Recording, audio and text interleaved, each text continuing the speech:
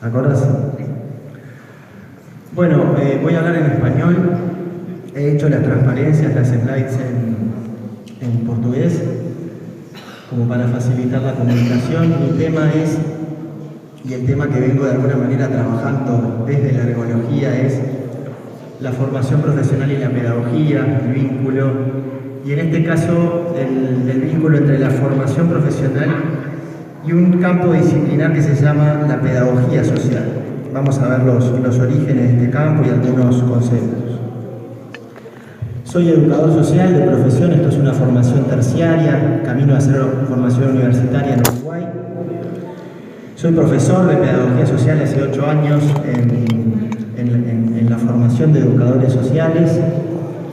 Soy técnico en el Instituto Nacional de Empleo y Formación Profesional, INEFOP. Esto es una formación profesional orientada al empleo. Y bueno, soy miembro también del Consejo de Administración de la Sociedad Internacional de Ergología y he inventado o he creado esto que se llama Proyecto 3, que quiere decir trabajo, educación y sensibilidad. El 3 está dado vuelta, es como una E de educación, pero ese es el logo. En Facebook pueden sumarse y tener una red. Bueno, seguimos. Siguiente slide. Bueno, la presentación. Nuestra hipótesis es que la formación profesional en general, en América Latina y en el mundo, necesita de un paraguas conceptual, necesita de un marco disciplinar fuerte, un marco disciplinar claro, un marco disciplinar con identidad para la formación profesional, específicamente.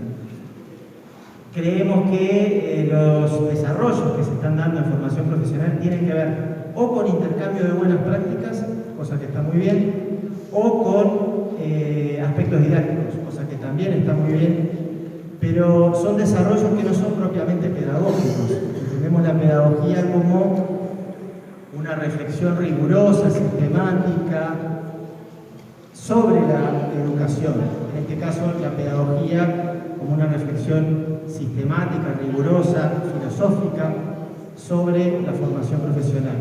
Un poco ayer en el cumpleaños de Ip decía, para explicarle a otras personas qué era la ergología, que no entendían, bueno, la ergología es el trabajo, la ergología significa al trabajo lo que la pedagogía a la educación. Es decir, una reflexión filosófica, profunda, también de los saberes, de los afectos, de los valores sobre el trabajo, asimismo la pedagogía en la educación. Necesitamos entonces una estructura amplia, lo suficientemente flexible, que no encorsete, que no ponga a la formación profesional en un corsé de que no reconozca las prácticas nuevas, novedosas, ricas, pero a la vez que sea orientadora, que dé un norte para esta formación profesional. La perspectiva ergológica claramente es una herramienta muy fuerte de análisis del trabajo del educador, etc. Y bueno, quizás no hablemos demasiado en la presentación de ergología, pero es un saco que se vamos puesto, es una ropa que se vamos puesta y de alguna manera analizamos la realidad desde ahí. A veces no es necesario explicitar mucho, sino nutrirse de la filosofía. Para mí tiene mucho que ver con la filosofía de George Canguilhem y que Ips nos ha enseñado tanto. Nuestra hipótesis es la pedagogía social como disciplina, como perspectiva iberoamericana, una construcción iberoamericana que nace en Europa y que también tiene desarrollos americanos a través de la península ibérica, puede dar una orientación a esta pregunta, a esta hipótesis, y que la pedagogía social transforma en la propia pedagogía. Esa es la otra hipótesis que manejamos. Siguiente. Bueno, por educación profesional tomamos la definición de Catani. Daisy nos ha hecho llegar un diccionario de la educación profesional donde participaron, que fue creado aquí en Brasil por, bueno, entre otras Mariana, que ha participado. Y en ese diccionario aparece la definición de educação profesional como a formação profissional, na sua acepção mais ampla, Designa todos los procesos educativos que permitan ao individuo adquirir y desenvolver conocimientos teóricos e operacionais relacionados a produção de bens e servicios. Quer esos procesos sean desenvolvidos nas escolas ou nas empresas. Esta es una buena definición de formación profesional. Nos parece que incorpora no solo los conocimientos operativos, los conocimientos de un operario, manuales, etcétera, sino los conocimientos conceptuales que hacen a la comprensión por el trabajador, por el educando que se está formando de los procesos productivos y técnicos y tecnológicos. Con respecto a la formación en las empresas, bueno, se podría abrir un debate si la empresa de por sí es formadora, si la empresa tiene un interés de formar.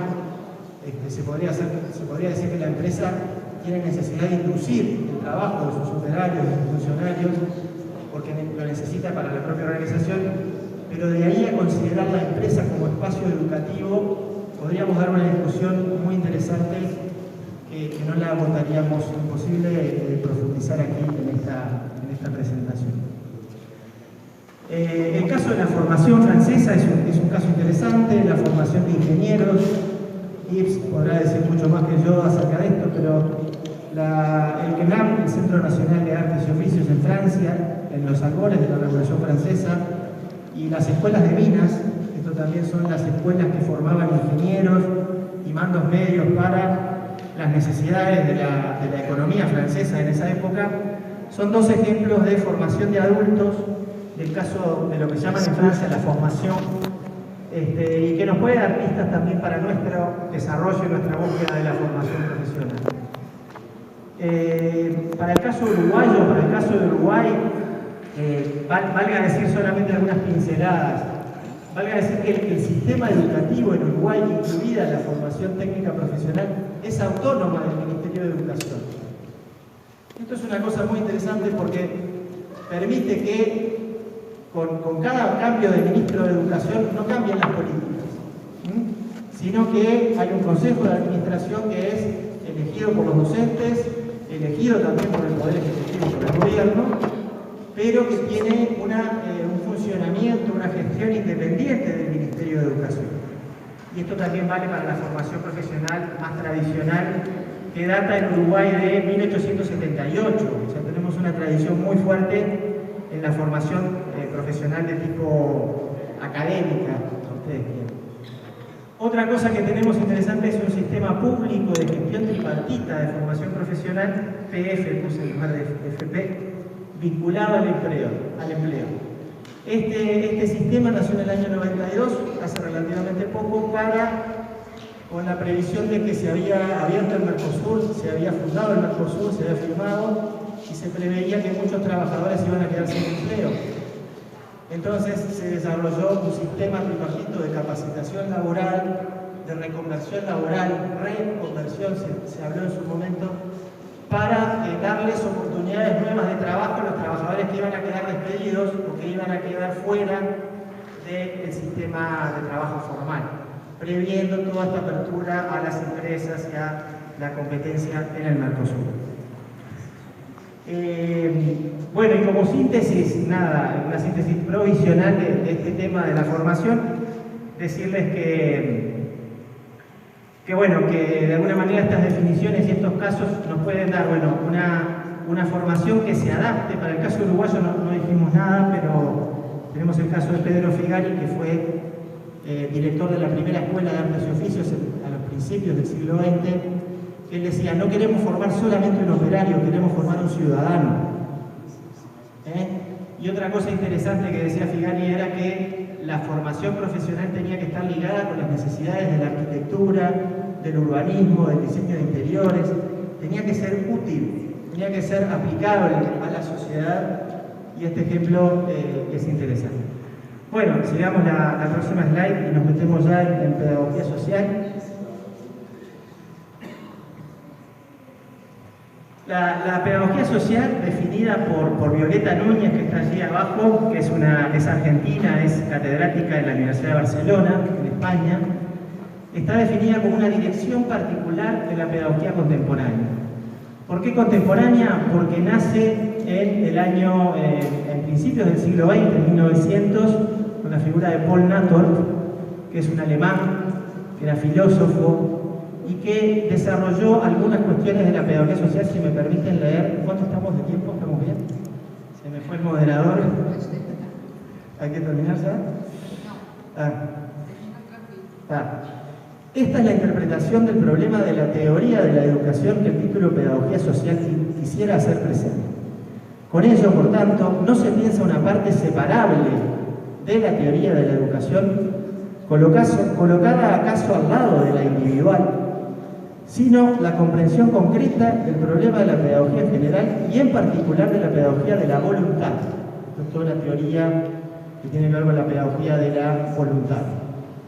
El considerar la educación de un modo meramente individual es una abstracción que tiene su valor limitado, pero que, en definitiva, tiene que ser superada. El concepto de la pedagogía social significa, por tanto, el reconocimiento fundado en principios de que la educación del individuo, en toda dirección esencial, está condicionada socialmente. Así como, por otra parte, una conformación humana de la vida social está fundamentalmente condicionada por una educación adecuada de los individuos que han de tomar parte en ella. Conforme a todo esto, tiene también que determinarse el problema último y más comprensivo de la cultura para los particulares y para todos los particulares. Las condiciones sociales de la cultura, por tanto, y las condiciones culturales de la vida social, tal es el tema de esta ciencia. Disculpen esta lectura, pero de alguna manera este autor está sentando las bases de una nueva disciplina y, bueno, más allá de que se hable de ciencia o de filosofía de la educación social, vale la pena leerlo, vale la pena discernir, que habla de sociedad, que habla de cultura, que habla de la integración social por medio de la cultura, que habla de la integración cultural por medio de la sociedad. Aquí Violeta Núñez usa el término circulación social. ¿Cómo ayudamos a que los sujetos que tienen dificultades sociales se integren a la sociedad? ¿Cómo ayudamos educativamente a que las personas con dificultades o que están, digamos, viviendo un problema, una problemática social, formen parte de la sociedad y sobre todo accedan al patrimonio cultural al que tienen derecho de acceder a todos los conocimientos incorporados por la cultura de su sociedad, de su tiempo. Entonces, Violeta Núñez es la gran referente, digamos, que ha desarrollado toda una corriente. ¿Cuánto estamos? Me queda poquito y nada. Lo que se llama la pedagogía social estructural. ¿Por qué se llama pedagogía social estructural? Porque tiene que ver con el concepto de Lacan. El concepto de Lacan, del psicoanálisis de Lacan, que habla de lo estructural, no del estructuralismo, que sería, digamos, una concepción más que se puede aplicar a la lingüística, etcétera, a otras disciplinas, sino a lo estructural de la relación psicoanalítica. G. Beticio es otra de las autoras que no duda en catalogar el interés del sujeto, el interés de la gente, el interés del educador, como clave en la relación educativa. Ticio es una psicoanalista catalana que trabaja en el equipo de Violeta Núñez y dice que los niños y jóvenes de hoy, que se orientan por el objeto, que buscan la información en Internet, saben reconocer que la única garantía de la autoridad es el deseo. La única garantía de la autoridad del educador es el deseo que el educador pone en juego cuando transmite un tema, una temática, un contenido, una actividad de arte, una actividad de trabajo, una actividad. Muchos de sus rechazos de los niños, de los adolescentes de nuestro tiempo, son respuestas a las formas anacrónicas del poder goce que velan un deseo muerto. Es decir, cuando transmitimos un contenido sin pasión, sin deseo, sin ganas, estamos transmitiendo un deseo muerto que es captado por los educandos y que muchas veces se vuelve en la contra del educador y del trabajo educativo. En realidad, frecuentemente con sus actos buscan despertar en el otro el punto vivo, pues necesitan estos niños, estos jóvenes, la ayuda de una orientación. ¿Ah? Y bueno, otra de las afirmaciones interesantes que hace G. Beticio es que cuando no se da la transferencia como fenómeno psicoanalítico, cuando no se da la transferencia en la relación educativa, hay que causarla. Hay que causarla, dice G. Beticio, porque si no se da ese involucramiento emocional del educando en la tarea, el proceso de formación está rengo, falta algo central. Siguiente slide, entonces ya vamos un poquito a las conclusiones.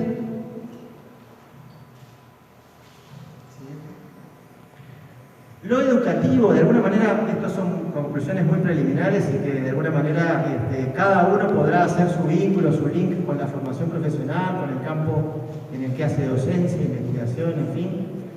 Pero esto es algo muy provisional. Lo educativo no es sinónimo de lo que acontece en la sala de aula, ni de trabajar con el marco del planeamiento educativo, del planeamiento educacional. Esta es una cuestión que también trabaja mucho Violeta Núñez, que critica el modelo de planificación educativa en educación social y desde la pedagogía social. Es muy crítica, no podemos explicarlo ahora, quizás en el taller sobre el educador social que trabajemos el día jueves. Otra cosa que dice es que la transmisión educacional no es el contenido en sí, más el link que el educador establece con ese contenido, con él o con este contenido. El afecto en la relación educativa, el afecto como transferencia es un elemento central y, por supuesto, el afecto del educador hacia lo que enseña y hacia el sujeto que recibe. Hay muchas corrientes que niegan el afecto, ¿no? Digamos, o que problematizan el afecto en la relación educativa y nada menos que participar de este evento para testimoniar lo contrario. Y lo último sería cómo contribuir con una educación profesional que integre el interés del sujeto y contribuya a la vez para un modelo de desenvolvimiento nacional y latinoamericano. O sea, una educación profesional que responda a las necesidades de crecimiento de una sociedad, una nación, como el caso que veíamos para el caso de Francés o el caso de Figari, pero que a la vez atienda a los sujetos que tienen más necesidades e intereses por formarse en esos campos. Y para terminar me gustaría leer en la siguiente slide algo que representa algo de lo que es la cultura para nosotros y algo de lo que estamos viviendo y que está viviendo Latinoamérica en general. Esto es una cita de Italo Calvino en el texto Ciudades Invisibles, donde cita a Marco Polo, el gran Marco Polo, conversando con el gran Kan, emperador de los tártaros, y dice, a ver si lo puedo leer en portugués: "O inferno dos vivos não é algo que está por vir. Existe o que ya existe aquí, o inferno, el que habitamos todos los días, que formamos juntos. Existen duas maneiras de sofrer. O primeiro é fácil para muitos, aceitar o inferno e facer parte dele a ponto de parar de velo. A segunda é arriscada e exige atenção e aprendizado. Buscar e saber recoñecer quen e o que no meio do inferno não é inferno. Facer durar e dar espaço a ele." Eu não sei se está bem traducido, mas espero que se comprenda la esencia. Los invito a quienes quieran profundizar en pedagogía social y el educador social que participen del evento del minicurso, que agradezco a Iño también la invitación y el poder hacer este minicurso para quienes estén interesados. Cuarta-feira en la mañana, quinta, perdón. Así que muchas gracias. Obrigado por sua contribuição. E para continuar essas interlocuções latino-americanas da ecologia, vamos trazer agora a experiência do Brasil com Mariana. Maravilhosa. Mariana Denise. Diva. Boa tarde agora. Bom, aqui para trazer um lugar, para assumir um lugar que é desde a origem desse evento, é da Heloísa Santos. Ela não pôde vir porque ela está com problemas pessoais e pediu que a gente, o Grupo Garimpo, assumíssemos esse lugar. E eu, como eu fiz lá no evento de Paris, na homenagem que a gente fez em 2007 à obra do Yves, eu então vou apenas representar a Heloísa nesse momento. E ela pediu para a gente, quer dizer, ela pediu não, nós combinamos, o Grupo Garimpo, em acordo com a Elo, combinamos de fazer um primeiro momento em que ela enviou um texto de 2 páginas para o Enio, ele que vai ler. Ele enviou para a gente e pediu-nos para o Enio ler. No segundo momento, eu vou apresentar o mesmo texto que nós apresentamos, nós, o Grupo Garimpo, apresentamos lá em Paris, que é o resultado de uma pesquisa que fizemos aqui no Brasil.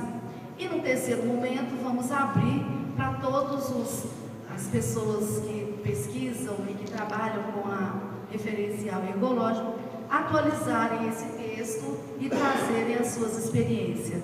Dentre essas experiências, já temos a da Maristela Lozica e outras que podem surgir a partir do que vocês quiserem propor. Então, vou passar inicialmente para o Enio. Ok, estou aqui de trás. Está me ouvindo, sim? Não? Tá bom. A Heloísa, antes de declinar do convite, a gente se encontrou algumas vezes porque eu estava em cima dela, que mesmo frente a uma situação difícil que ela estava passando, eu tentei sustentar que ela viesse mesmo assim, que essas adversidades da vida acontecem e que elas não podem ser impeditivas da vida continuar.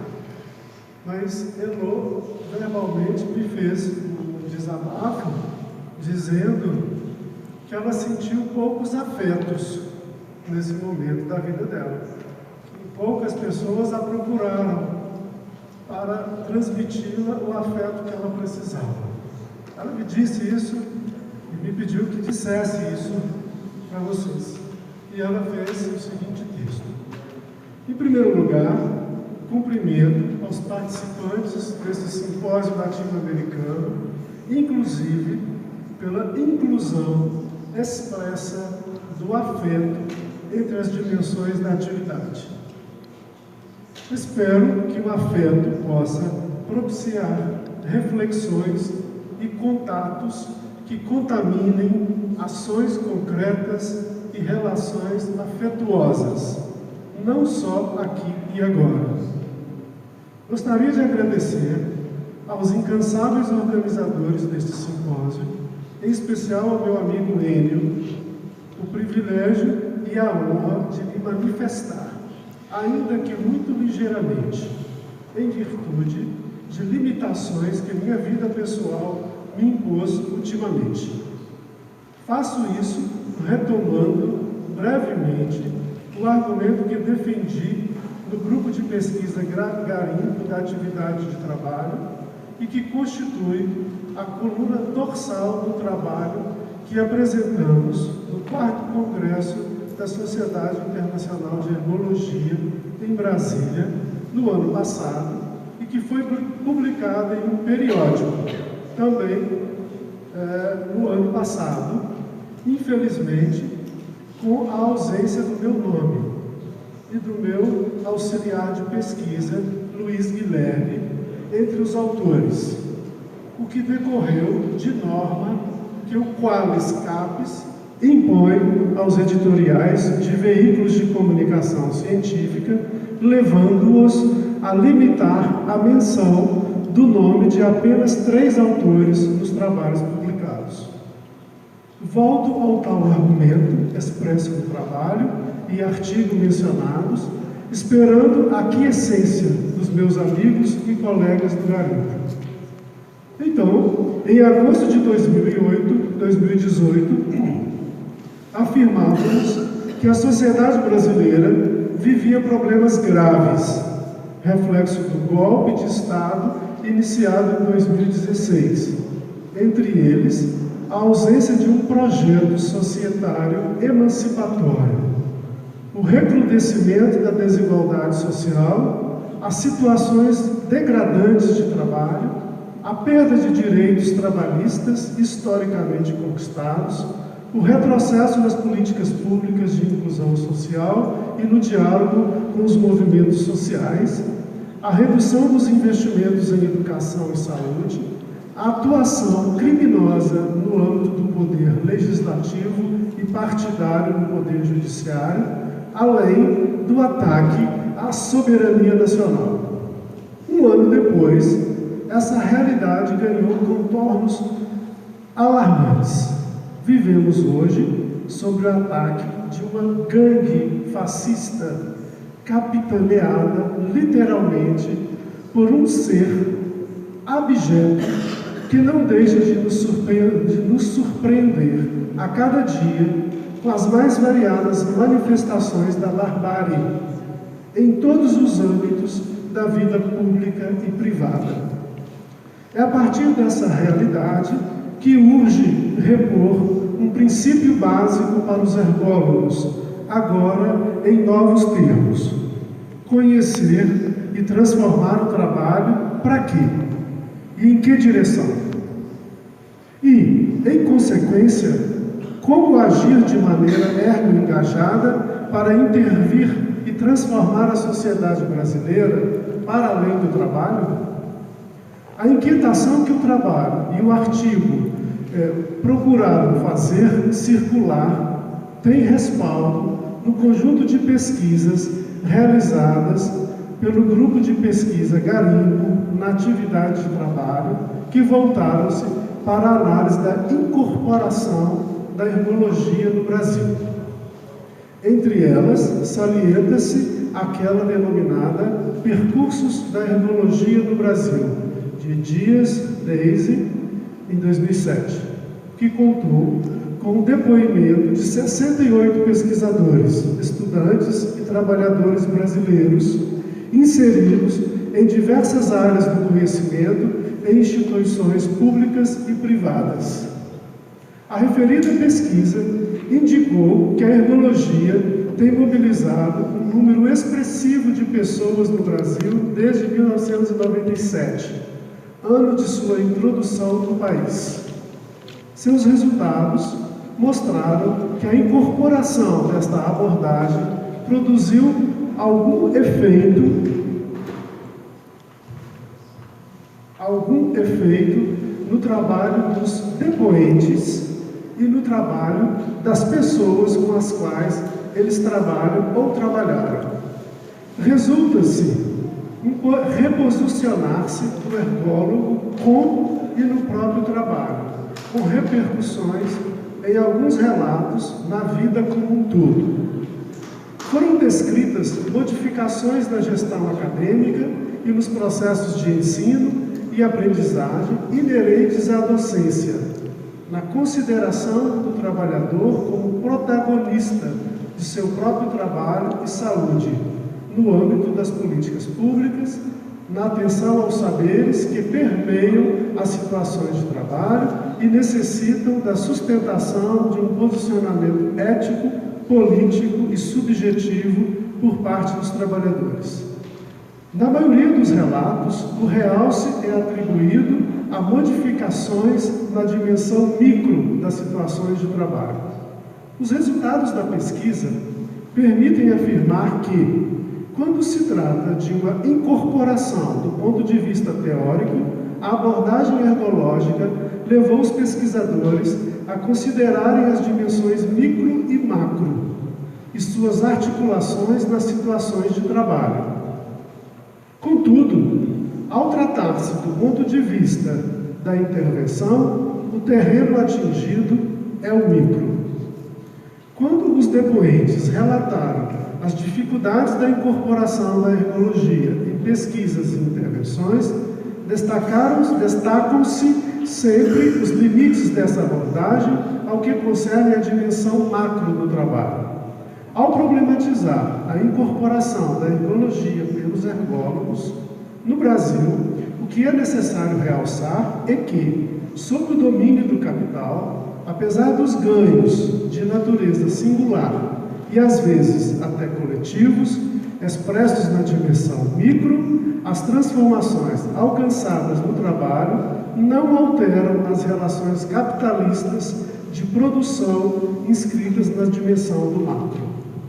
Pode-se até cogitar que há uma tendência de consolidação de tais relações, já que as transformações produzidas criam ambientes que podem somente apaziguar as contradições entre macro e micro, entre trabalho abstrato e trabalho concreto. Sendo assim, esta minha manifestação aqui repõe como proposta para este simpósio uma discussão em torno das seguintes questões, 2 pontos. Pode-se esperar que a proposta da ergologia de articulação entre o macro e o micro possibilite aos trabalhadores, entre eles os ergólogos, um engajamento que fomente a transformação das relações capitalistas de produção? Pode-se esperar que o viés do trabalho abstrato deixe de subsumir o viés do concreto nas intervenções realizadas a partir da abordagem ecológica? Pode-se, a partir das microtransformações nas situações de trabalho, extrair alternativas concretas e viáveis para a superação das desigualdades sociais e da exploração capitalista? Pode-se ultrapassar as análises e intervenções ao nível micro e indicar caminhos para a superação da sociedade de classes? E ainda, que horizonte vislumbrar num quadro agravado pela investida fascista dos dias atuais? Ao finalizar o referido texto, os autores, membros do garimpo e que se consideram ergólogos, ousavam dizer que, da mesma forma que Marx deixou o trabalho concreto esmaecido em relação ao trabalho abstrato, os ergólogos tendem a fazer o oposto. Focalizam o trabalho concreto, mas não sabem o que fazer com o que se inscreve nele do trabalho abstrato. Por essa razão, fica aqui o convite para os ergólogos aqui presentes, bem como para aqueles que se aproximaram de nós pela oportunidade deste evento, sem conhecer a ergologia, entre eles representantes de movimentos sociais, para revisitarem ou para visitarem a proposta do ergo-engajamento e a proposta marxiana de transformação social, retirando delas inspiração para uma militância em favor de um mundo justo e uma vida humanamente amorosa. Heloísa, Belo Horizonte, 28 de agosto de 2019.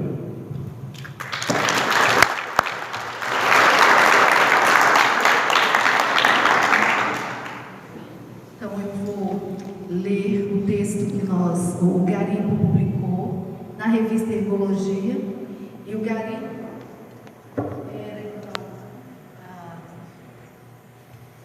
composto por Admarco Gomes Júnior, que está aqui, Ana Rita de Castro Trajano, que não está aqui, Deise de Souza Dias, que está aqui, a própria Heloísa Santos, Jurandir Soares da Silva, Luiz Guilherme, que está aqui, eu mesma, e Rosimari Alves Petijan, que está aqui. Esse texto, então, ele foi publicado na revista Ergologia, número 18, e com o título Percursos da Ergologia no Brasil, Grupo de Pesquisa Garimpo da Atividade de Trabalho. Foi publicado na língua francesa. E ele apresenta, detalha um pouco mais o que a Elo acaba de dizer no seu texto, no texto lido anteriormente. A introdução da abordagem ergológica no Brasil foi precedida de um contexto pós-ditadura militar, marcado pela busca de práticas libertadoras e humanitárias em diferentes áreas por diferentes grupos sociais, o que pode esclarecer a relativa desenvoltura com que ela foi recebida entre nós. Embora o primeiro contato de pesquisadores brasileiros com Ivo Schwartz tenha se dado em 1988, 1989, por intermédio do livro Experiência e Connaissance de Trabalho, somente em 1997 ele faz sua primeira viagem ao Brasil. A partir daí, estreitaram-se os laços entre universidades brasileiras, instituições públicas, entidades sindicais e o Departamento de Ergologia da Universidade de Provence. A intencionalidade que sustenta a abordagem ergológica, conhecer o trabalho por intermédio dos seus protagonistas para transformá-lo, tornou-se um campo fértil para o desenvolvimento de pesquisas e propostas de intervenção que endossam um novo regime de produção de saber sobre o trabalho.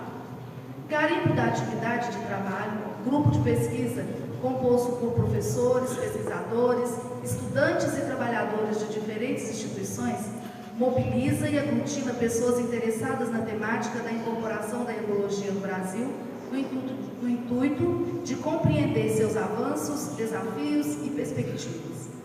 As pesquisas realizadas pelo Garimpo desde 2012 podem ser agrupadas em 4 momentos distintos. No primeiro momento, a pesquisa se volta para a incorporação da ergologia no campo da educação, tomando como cenário a Faculdade de Educação, FAI, da Universidade Federal de Minas Gerais, e o mestrado em Gestão Social, Educação e Desenvolvimento Local, do Centro Universitário UNA, dada a relevância do conjunto de trabalhos ali produzidos. Foram analisadas 31 dissertações e teses defendidas nessas instituições no período compreendido entre 2000 e agosto de 2012. Santos, 2012, faz essa pesquisa sozinho. A análise do material apontou as contribuições e os limites da ergologia nesse campo do ponto de vista conceitual, metodológico e da intervenção. Os resultados dessa pesquisa alimentaram um desconforto intelectual que já se manifestaram no trabalho de orientação de pós-graduandos e na participação em bancas de defesas de dissertações e teses, realizadas à luz da ergologia. Esse desconforto originou um novo problema de pesquisa que consistiu no segundo momento das pesquisas do Garimpo: a existência nessas dissertações e teses de interpretações do conceito ergológico de atividade nem sempre coincidentes. Além das dissertações e teses analisadas anteriormente, foram identificadas outras 45 teses defendidas entre 1997 e 2013 nas áreas de educação, 22, saúde pública, 10, psicologia social, 6, linguística aplicada e estudos da linguagem, 5, letras, 1 e ciências da informação, 1. Nesse grupo foram analisadas 22 teses que fizeram uso do conceito ergológico de atividade. Esse texto foi apresentado em 2014. Seus resultados revelaram que o conceito ergológico de atividade é mais ou menos adequadamente tratado nos capítulos teóricos. Porém, nos capítulos que apresentam os dados empíricos e sua análise, há uma forte tendência a tratar a atividade como simples ação, tarefa, procedimento, processo, entre outras possibilidades. Em consequência, o potencial analítico do conceito se empobrece, não permitindo uma distinção do seu uso em relação a outras abordagens.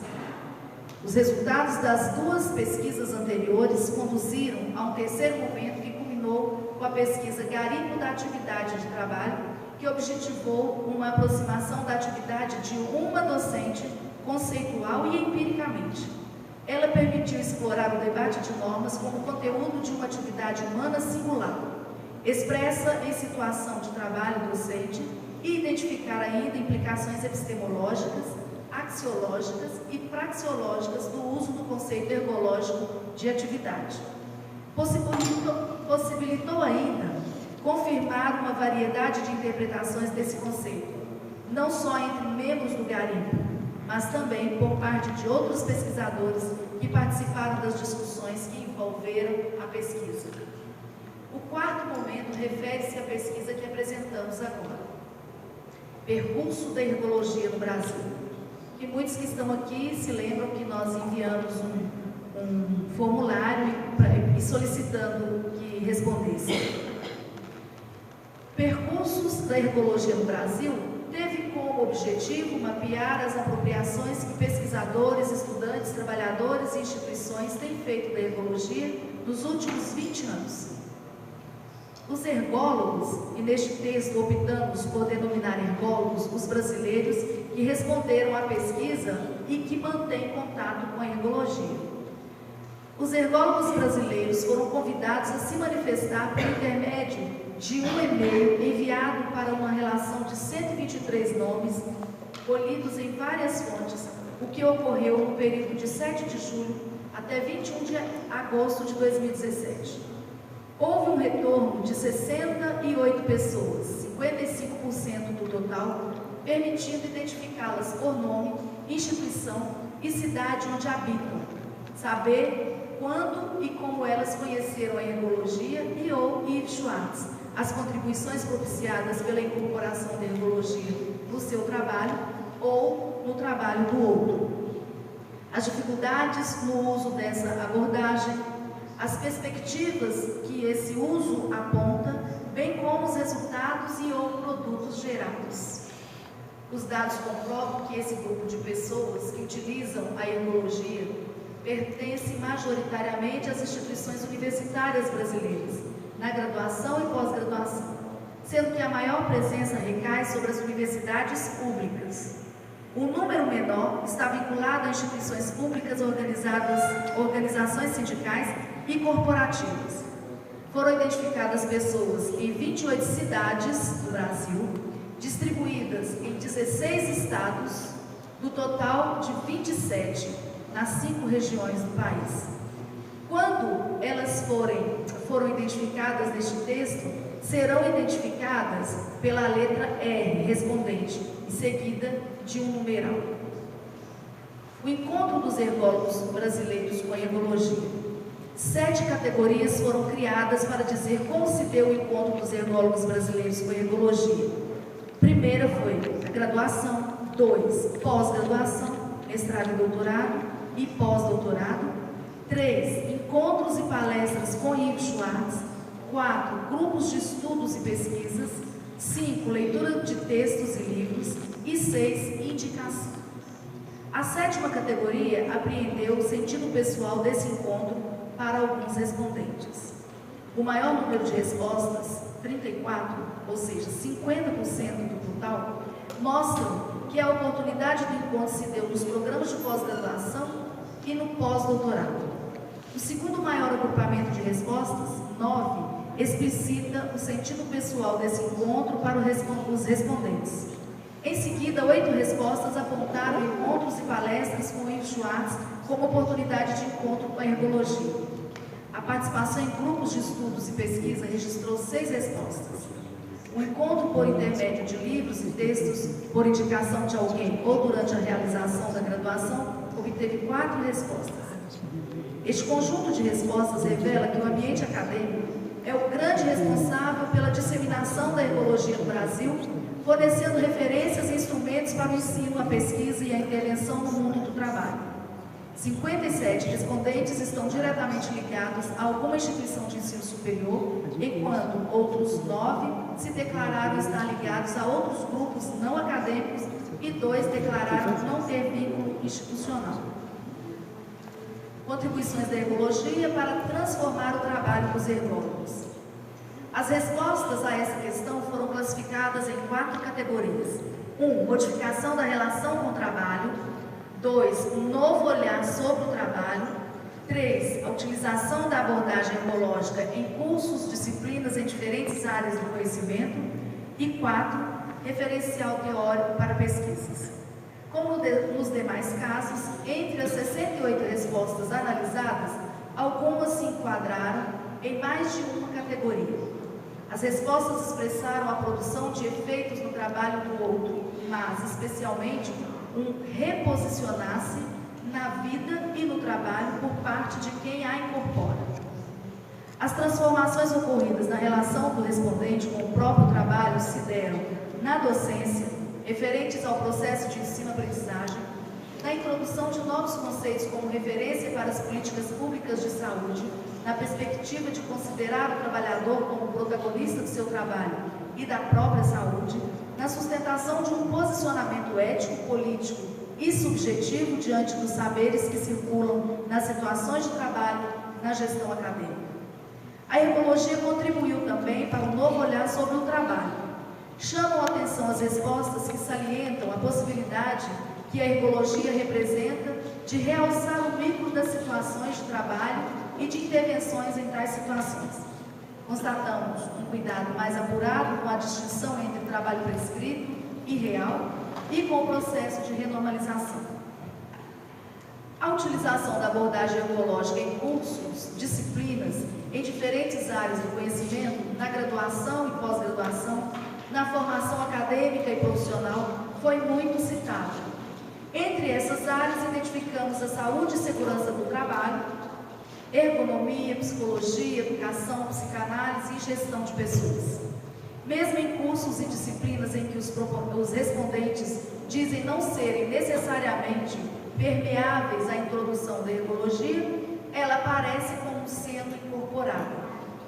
Os respondentes citam a ergologia como referencial teórico para pesquisas e orientações de trabalhos acadêmicos. Aqui também aparecem respostas que ressaltam a possibilidade de um olhar para o micro das situações de trabalho, o que remete às relações entre o micro e o macro como dimensões de análise que se articulam. A possibilidade de uma releitura de Marx surge como uma potencialidade oferecida pela ergologia.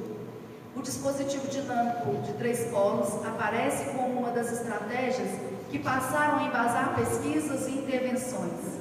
A ergologia oferece novas possibilidades nas pesquisas que articulam linguagem e trabalho. Embora haja uma maior incidência de respostas que apontam transformações que a ergologia possibilitou no âmbito do trabalho de pesquisadores e de suas pesquisas em detrimento do ensino, a pequena diferença encontrada é relativizada se considerarmos que os respondentes são, ao mesmo tempo, professores e pesquisadores, e que não necessariamente responderam nas duas direções. Dificuldades encontradas ao incorporar a ergologia no seu trabalho. 5 categorias de respostas foram identificadas aqui. 1. Densidade dos conceitos. 2. Inserção da ergologia no ambiente acadêmico. 3. Inserção da ergologia fora do ambiente acadêmico. E 4. Falta de diálogo entre os pesquisadores. Finalmente, 5. Relação da ergologia com outras teorias. 9 respondentes afirmaram não encontrar dificuldades para incorporar a ergologia em seu trabalho. E 8 relatam que encontram dificuldade de articulação da ergologia com a sua área de atuação. A densidade dos conceitos foi considerada por 19 pessoas como uma das dificuldades. Quanto às dificuldades encontradas em relação à inserção da ergologia no ambiente acadêmico, encontramos 17 respostas que se desdobram em número reduzido de textos de Schwartz em português, dificuldade em considerar outros saberes além dos acadêmicos, desconhecimento da abordagem entre os pares no meio acadêmico, pouca valorização da abordagem por colegas, dificuldades para a publicação de trabalhos com viés interdisciplinar, resistência e não reconhecimento por parte das engenharias, das produções que adotam a abordagem qualitativa e as pesquisas no campo da ergologia. As dificuldades advindas da inserção da ergologia fora do ambiente acadêmico são expressas por 11 respondentes. Entre eles, 5 afirmam que as dificuldades são relativas à aplicabilidade dos conceitos da ergologia em situações cujo modelo de organização e gestão do trabalho se pauta pela lógica do capital. 4 respondentes consideram a falta de diálogo entre os pesquisadores uma dificuldade que implica em ausência de maior articulação entre os diversos coletivos que trabalham e pesquisam com essa perspectiva no Brasil. No que se refere à relação da ergologia com outras teorias, identificamos 7 incidências. Dificuldade de relacionar a ergologia com a ciência da comunicação, com a abordagem marxista, com o pensamento cartesiano vigente, e um respondente realça que o diálogo com algumas disciplinas de base empírica indica um desvio, abro aspas, um desvio em relação à origem com uma hegemonia de reflexão teórica em detrimento de uma pluridisciplinaridade efetiva. A ergologia, em vez de uma indisciplina, está se tornando uma disciplina como se fosse autossuficiente. O diálogo com outras disciplinas de base empírica, em especial ergonomia e psicologia do trabalho, está se perdendo. R38, R de respondente. Aí passamos a falar então das contribuições do trabalho dos ergólogos para fazer avançar os conceitos ergológicos. 5 categorias foram identificadas aqui. Uma não considera ou não sabe se contribuiu. 2, utilização em pesquisas e orientação de alunos. 3, diálogo com outras abordagens, disciplinas e campos. 4, comunicações científicas em cursos, palestras, publicações, congressos, etc. E a 5ª, crítica aos limites da ergologia. 6, por fim, atuação junto a trabalhadores. Um conjunto de 6 respondentes considera que, por motivos variados, o seu trabalho não contribuiu. 2 respondentes têm dúvida e 1 considera que sua contribuição é inexpressiva. No entanto, a grande maioria, 59, aponta diversas contribuições.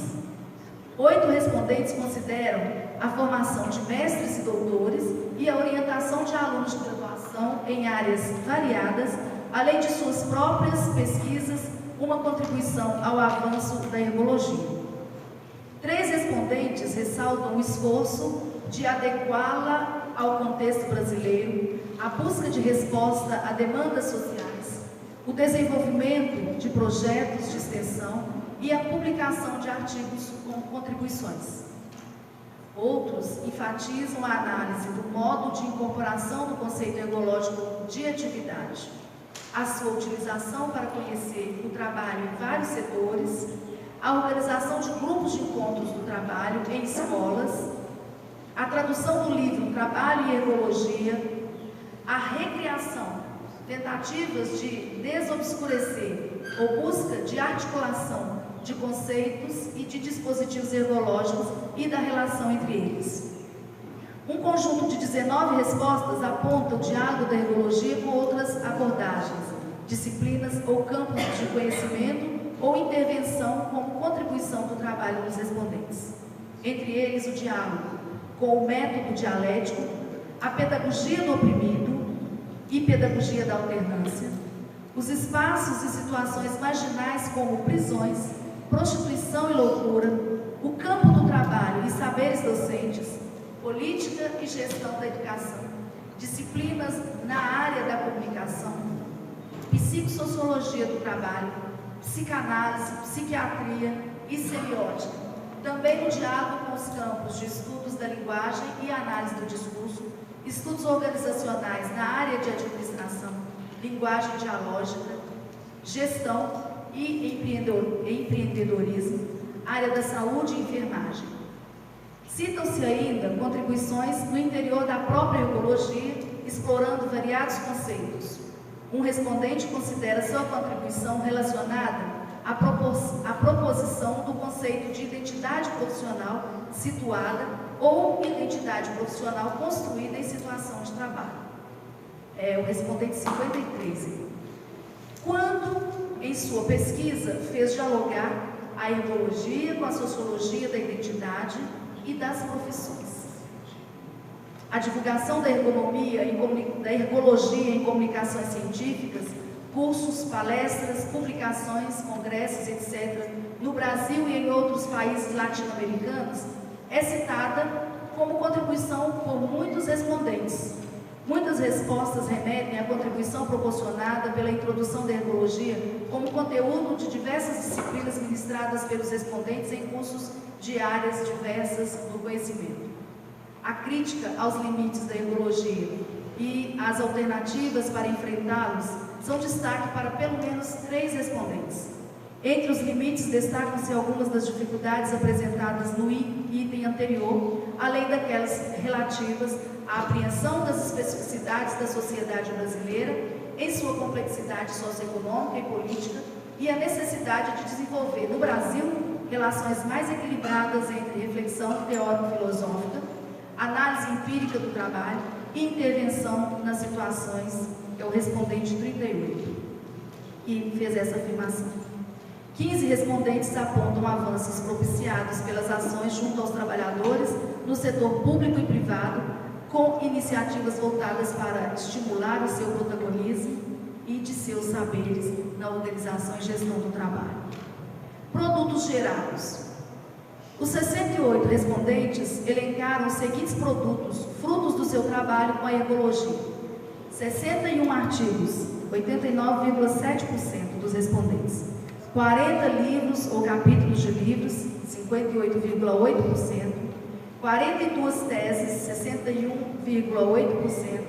40 dissertações, 58,8%. 45 pesquisas, 66,2%.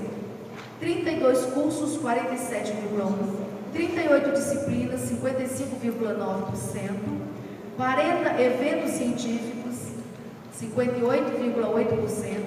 29 grupos de encontros do trabalho, 42,6%. 41 grupos de pesquisa, 60,3%. 11 grupos de intervenção, 16,2%. Um ateliê de confrontação, 1,5%. Uma tradução, 1,5%. Um teatro, 1,5%. 2 capacitações profissionais, 2,9%. Interesse em associar-se na hipótese da criação de uma sociedade brasileira de ergologia.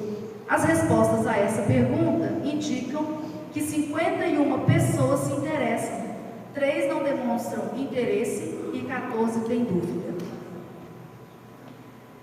Como considerações finais, eu vou pedir para as pessoas, então, se manifestarem, em seguida, logo após a Maristela, para a gente, então, atualizar esses dados que vocês lembram que eu falei no início, que é uma pesquisa realizada em 2017, que de lá até aqui muita coisa já foi feita e, então, esses dados precisam ser atualizados. E ninguém melhor para atualizá-los do que quem está aqui conosco hoje. Então, vou passar a palavra para a Maristela. Cadê a Maristela?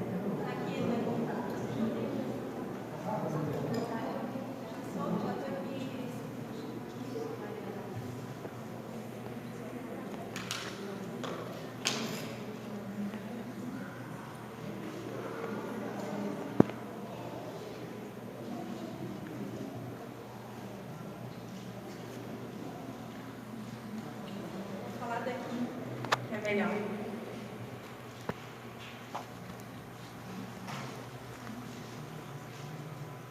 Boa tarde a todos e todas. Eu sou a Maristela Bozican, sou enfermeira lá do Rio Grande do Sul, de Porto Alegre, e trabalho no Grupo Hospitalar Conceição. Eu vou fazer um relato de um encontro que nós realizamos no mês de agosto, no dia 9 de agosto. Foi o primeiro encontro gaúcho de ergologia, avanços e perspectivas. Ele foi organizado e pensado a partir do grupo de pesquisa Trabalho e Educação e conhecimento, e a gente enviou um e-mail para o professor Ives para que ele pudesse, né, nos autorizar e nos dar o apoio da Sociedade Internacional de Ergologia. Esse evento, a ideia inicial surgiu a partir também do coletivo de ergologia, então a partir do grupo de WhatsApp, onde eu encontrei o José Mário Neves, um colega também lá do Rio Grande do Sul, que trabalha na Secretaria Municipal de Saúde, e a partir daí nós começamos a dialogar, né? Começamos a conversar, porque tanto o José Mário quanto eu tínhamos a ideia de reunir, né, de fazer um encontro que reunisse pesquisadores, trabalhadores do Rio Grande do Sul, que utilizassem, né, de alguma forma essa abordagem ergológica. Além disso, inicialmente a gente também pensou em realizar um mapeamento, saber quem são essas pessoas, quem são esses trabalhadores, quem são esses pesquisadores. A ideia, né, para fazer o mapeamento, ela foi surgindo, né, e sendo, né, melhorada, digamos assim, a partir dos encontros que foram sendo realizados com este grupo.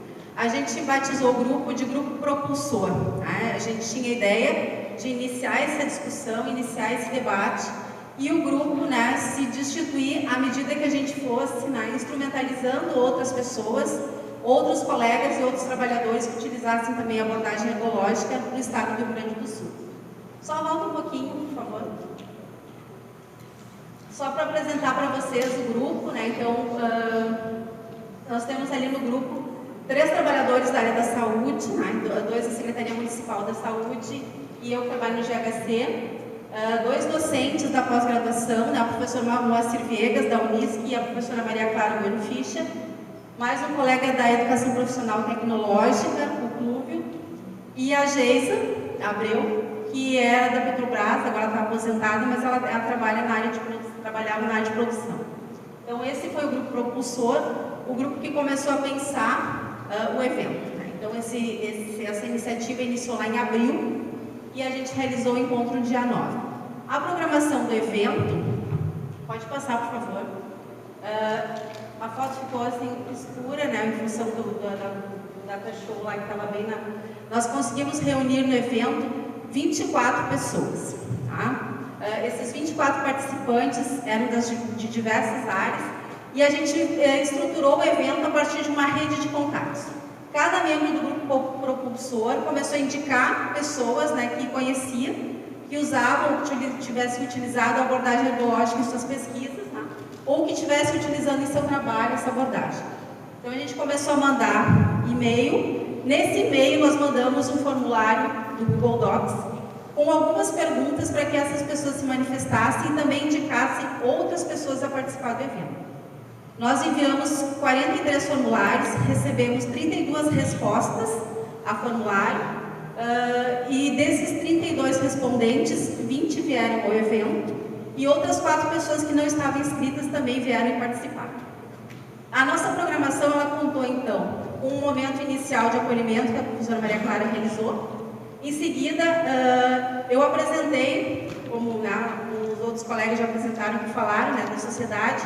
Falei um pouco da sociedade, falei do acesso à página, falei da revista, né, da importância, né, da gente publicar, justamente a partir de uma proposição do professor Ive no evento lá de Brasília, quando o professor Ive nos perguntou quem somos, né? Afinal, quem são esses ergólogos, quem são essas pessoas? E isso, né, ficou aqui na minha cabeça por meses, né? Desde agosto de 2018, eu fui perguntando, mas afinal, quem somos, né? E a gente foi buscar isso lá no Rio Grande do Sul. Pode passar, por favor. A partir daí, então, a gente fez, o nosso evento, ele aconteceu em cima dessas respostas que a gente obteve no Google Forms. Nós fizemos o levantamento, então, dos instrumentos, e a partir daí a gente constituiu 2 grupos, 2 GTs, 2 grupos de trabalho. Um deles envolvendo, então, ergologia e situação de trabalho, e um outro GT que era metodologia, pesquisa e docência. Claro que surgiram outros temas, mas a maioria das pessoas respondentes estavam ou no grupo de trabalho ou em outro. Nós apresentamos, esse foi um dos momentos, né, que a gente apresentou esse levantamento gaúcho, né? Dos 32 respondentes, aconteceram as respostas de 6 de junho a 27 de julho. As instituições de atuação, como a Mariana mesmo apresentou, 23 respondentes, então a grande, né, a maioria, ela está em instituições de ensino, tanto públicas quanto privadas, no caso do Rio Grande do Sul, o URG 6, o Unisc 5, o FSM, ali por diante, né, instituições de ensino públicas e privadas. No Grupo Hospitalar Conceição, que é o lugar que eu atuo, 3, né, trabalhadores, na Prefeitura 2, no TRF 1, na Petrobras 1. Então a gente já tem, né, uma mescla tanto de profissionais na área universitária, quanto também na área de assistência à saúde, gestão e de trabalho. Pode passar, por favor.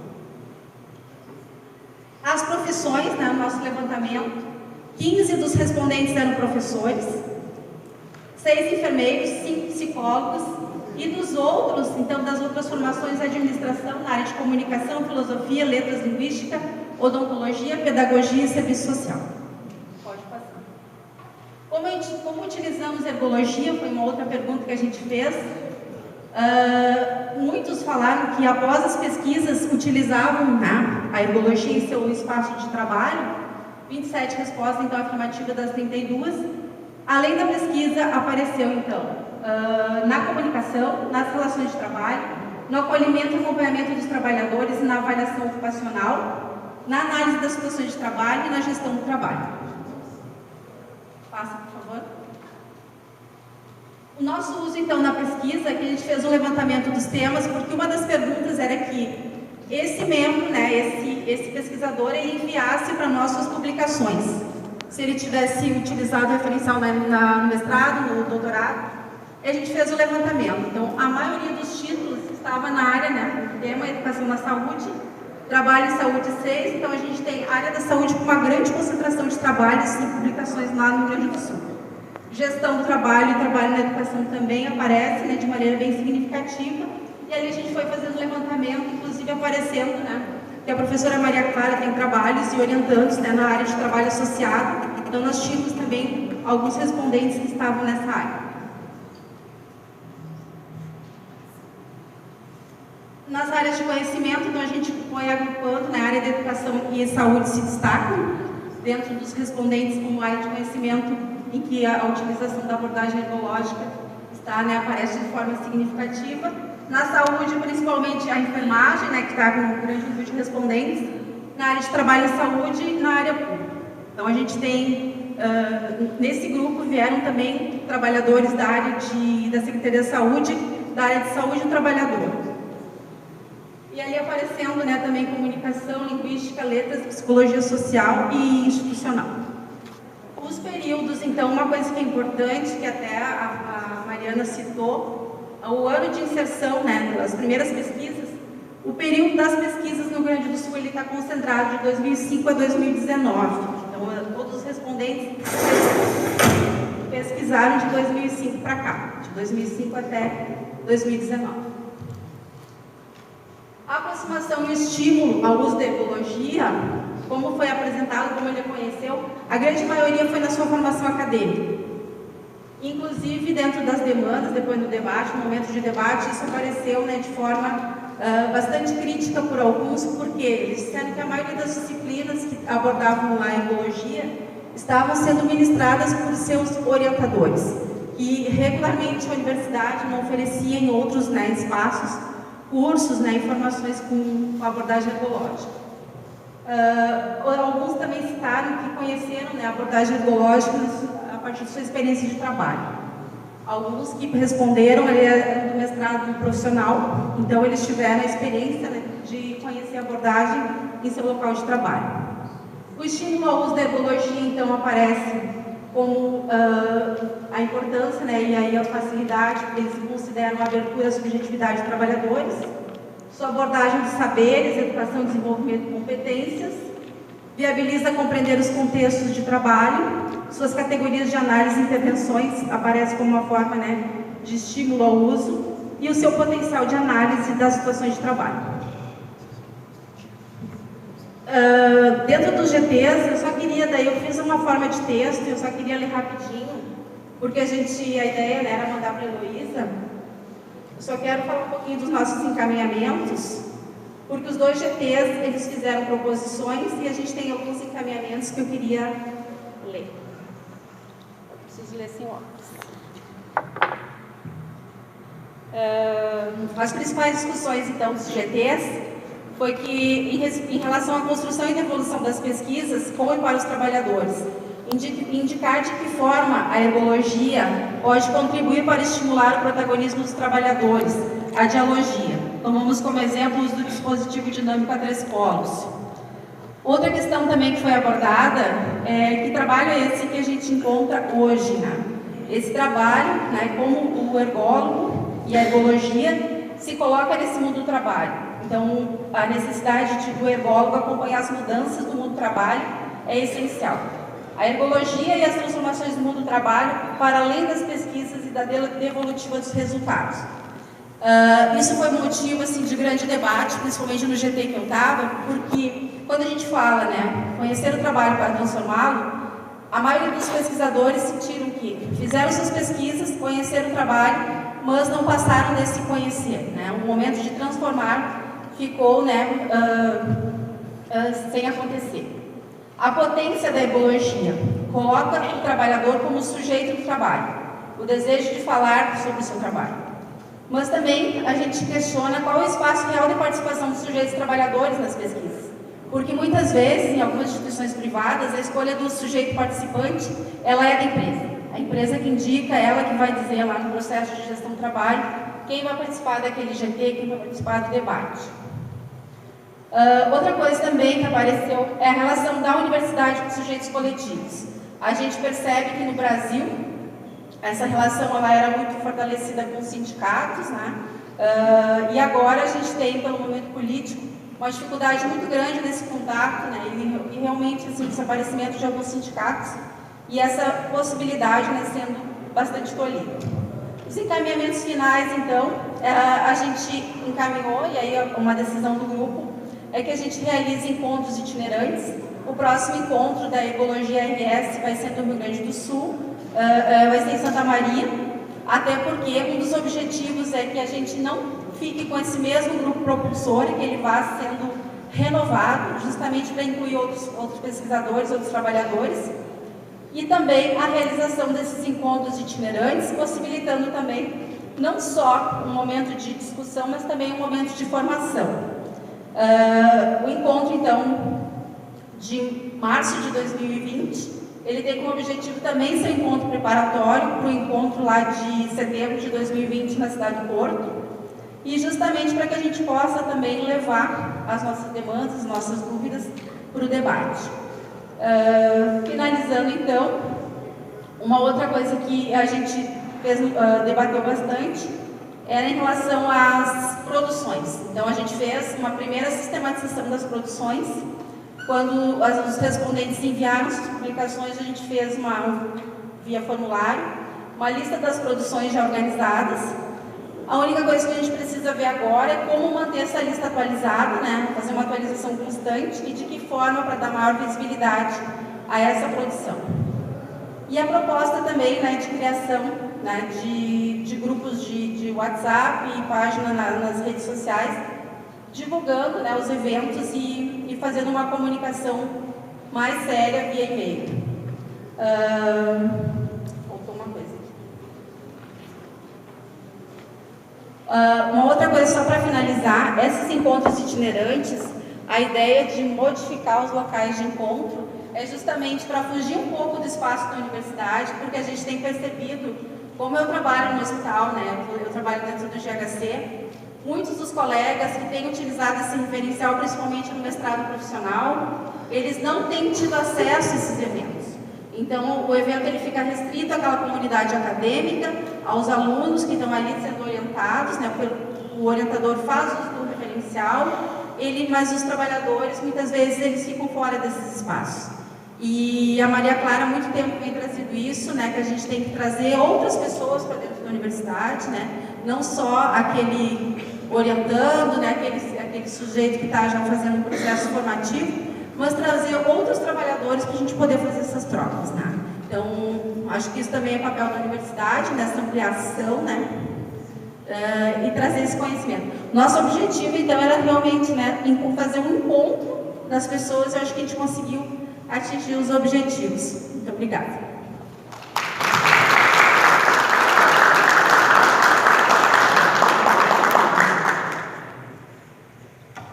Eu queria propor para vocês um intervalo.